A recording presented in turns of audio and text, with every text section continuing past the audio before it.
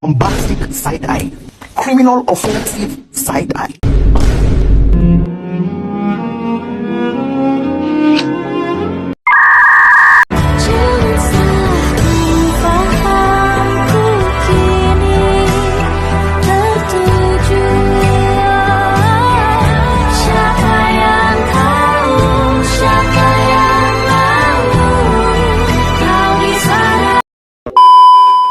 A few moments later, a few inches later, 2 hours later, 1 eternity later.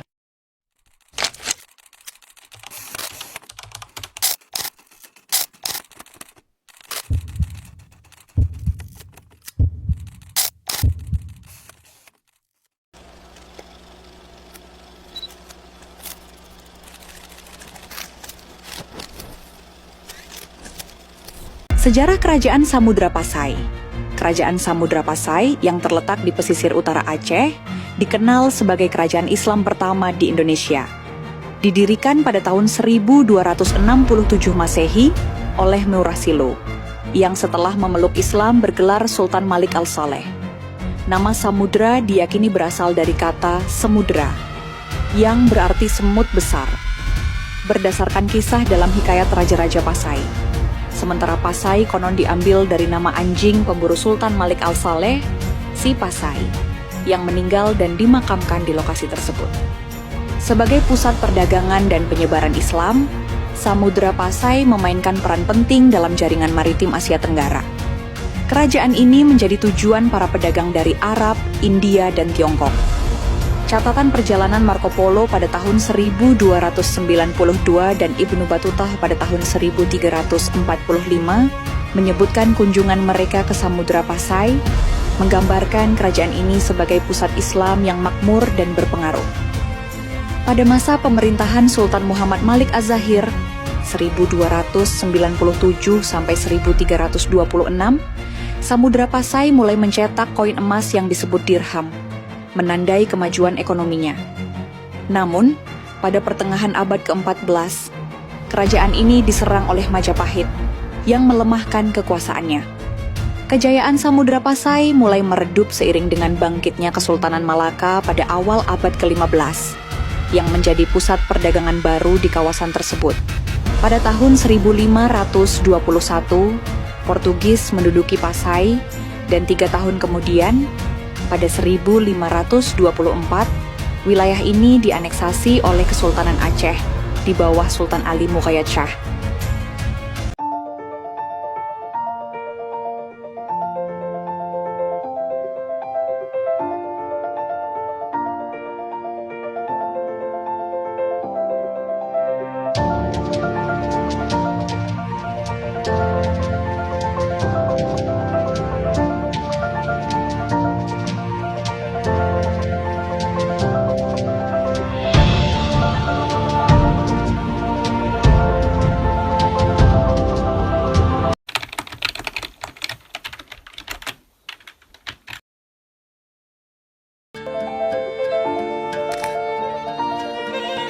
Terletak di Museum Aceh, Kota Banda Aceh, lonceng raksasa ini merupakan hadiah Laksamana Cheng Ho kepada Sultan Pasai pada saat berada dalam kekuasaan Kesultanan Aceh Darussalam. Berikutnya, lonceng ini dibawa ke pusat kerajaan oleh Sultan Ali Muqayyad Shah. Dan di abad ke-17, pada saat Sultan Iskandar Muda memimpin kerajaan, lonceng ini ditaruh dalam kapal perang Aceh yang dikenal dengan kapal Cakradunia. Nama kapal itulah kemudian disematkan pada lonceng besar itu, sehingga dikenal dengan sebutan lonceng Cakradunia. Uniknya, lonceng ini sempat berpindah keberadaannya loh. Hal ini terjadi saat kapal induk Aceh dirampas oleh kerajaan Portugis. Tak berselang lama, lonceng ini pun dikembalikan dan ditempatkan di kompleks Istana Darut Dunia di sudut kanan Masjid Raya Baitur Rahman. Fungsi yang dulunya sebagai kode darurat pun berubah menjadi alat untuk memanggil orang sholat dan penanda waktu berbuka puasa. Lalu, siapakah Laksamana Cheng Ho tersebut? Cheng Ho merupakan Muslim asal Tionghoa yang taat. Saat melakukan ekspedisi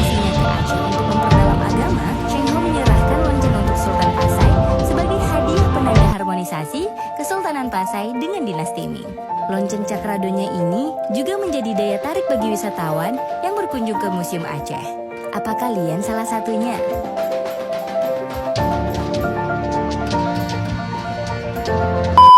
Bubur sumsum dikunyah-kunyah. Assalamualaikum semuanya. Berikut ada beberapa contoh pertanyaan dan jawaban terkait dengan topik-topik tersebut.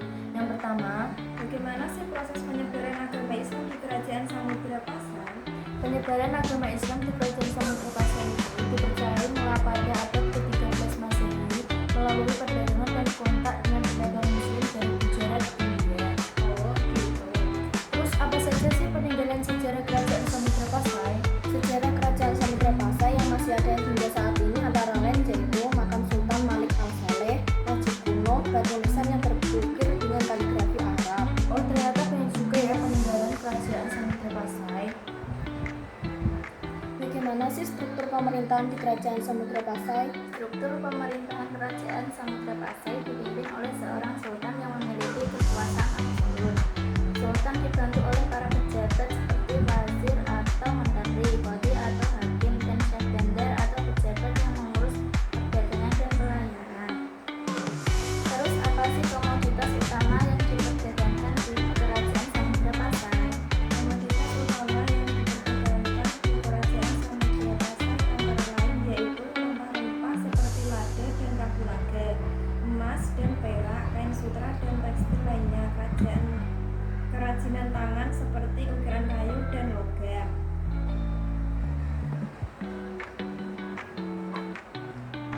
Terus apa sih mempengaruhi penyebaran agama Islam di Kerajaan Samudra Pasai? Penyebaran agama Islam di Kerajaan Samudra Pasai dipengaruhi oleh perdagangan dan kontak dengan pedagang Muslim dari Gujarat, India. Interaksi dengan pedagang Muslim ini membawa pengaruh besar dalam penyebaran agama Islam di wilayah tersebut. Terus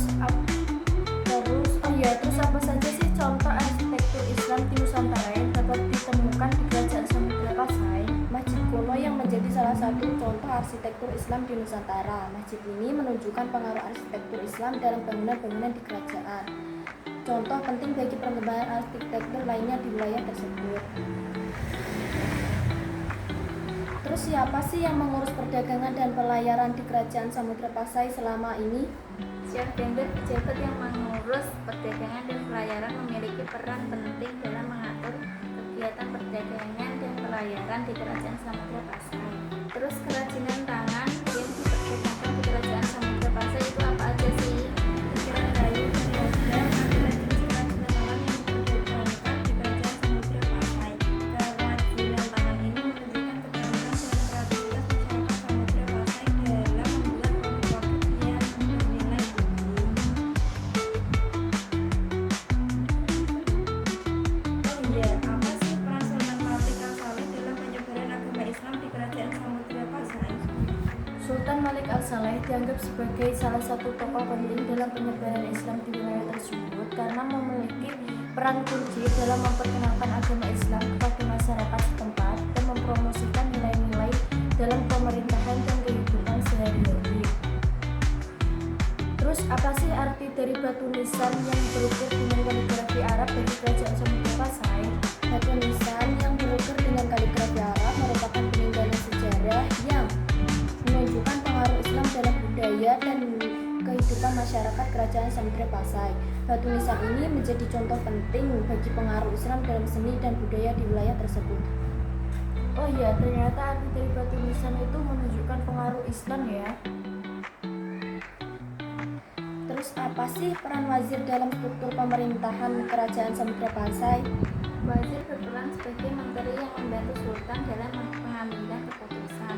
Wazir memiliki peran penting dalam membantu Sultan menjalankan pemerintahan dan membuat keputusan yang tepat untuk kepentingan kerajaan. Oh gitu ya.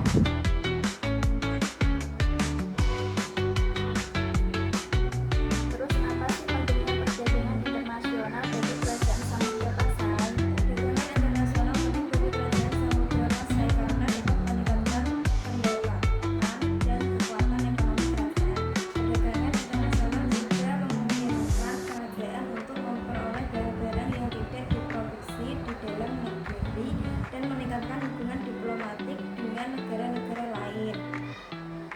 Kerajaan Samudra Pasai adalah contoh penting dari peradaban Islam di Nusantara. Dengan sejarahnya yang kaya dan warisan